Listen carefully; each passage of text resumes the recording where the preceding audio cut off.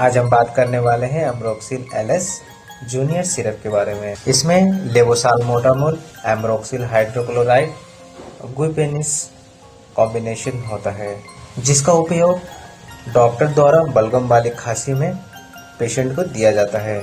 इसका मुख्य उपयोग छाती में जमाव, सांस लेने में तकलीफ और घबराहट, ब्रोंकिनाइल अस्थमा, क्रॉनिक पल्मोनरी ब्रोंकोस्प्लाज्मा, बलगम जमना और कफ निष्कासन की समस्याएं होती है, तब इस दवा को डॉक्टर द्वारा दिया जाता है। इस दवा को उपयोग में लेने से पहले डॉक्टर की सलाह अवश्य लें।